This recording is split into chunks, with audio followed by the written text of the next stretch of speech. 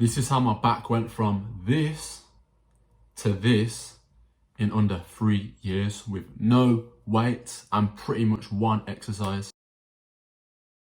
Yo guys, what's good? It's your boy, A-Ken-Z, back at it again with another video. And yeah guys, I'll be talking about how I got my back really wide. Now guys, for my first year training, I only trained at home with no weights. Of course I still use no weights now, but I train at other areas. So I didn't have that much accessibility, but yet the biggest thing that grew on me was my back. My back grew wide as hell. And to be honest, I personally think it's wider than some people who've been working out for many years. Within literally less than 2 years, my back was already a Dorito. And it was quite simple. Anyone else can do it. You just gotta follow what I've been doing, of course. Only equipment I did use was a pull-up bar, the one which you attach to a door, of course.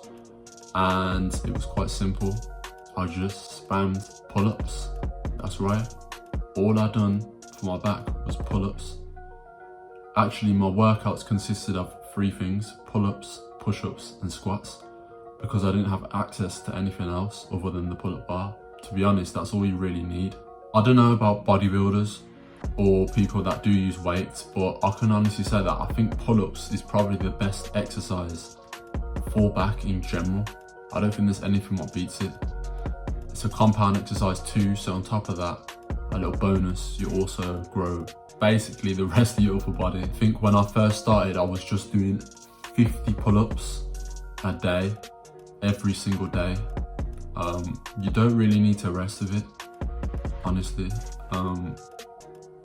because it's a body weight movement, so it's not too hard on your joints, and your muscles actually recover quite fast. I think a lot of people mistake muscle and joint recovery, because muscles recover very fast compared to joints. Of course, I was hella sore when I first started, but over time you get used to it quite quickly, to be honest. When I first started, I couldn't even do a pull-up.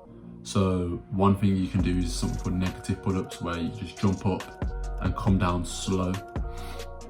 And you do that for sets. So at first I was doing 50 negative pull-ups, jumping up and coming down slow, jumping up, coming down slow. And it's pretty much the same effect. You can build your muscle through doing that as well. So that's one thing I'd recommend if you can't do your pull-ups yet. Start off by doing negatives, aim for 50, aim for 25, of course, if you can't get to that number, and work your way up. So I'm gonna do my pull-up set here, and I'm gonna show you guys how I do it.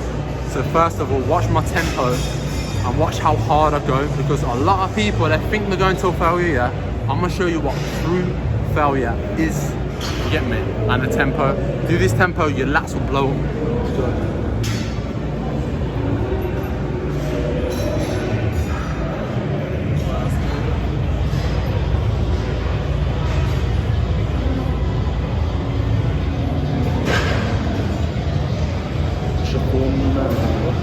Straight legs, perfect form.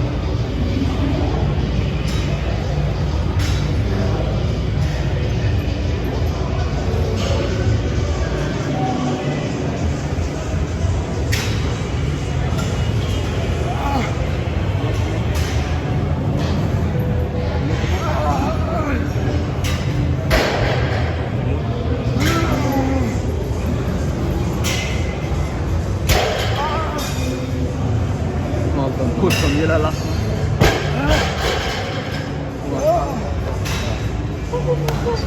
Yeah, you'll get forearm gains from this too. My forearms are burning. But see, failure is when you can't get up.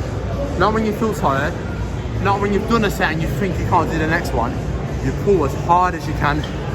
If you can't move, your muscles have gone, then you get off the bar. That's it, guys. Now to this day, I still only do pull-ups, mainly for my back. And to this day,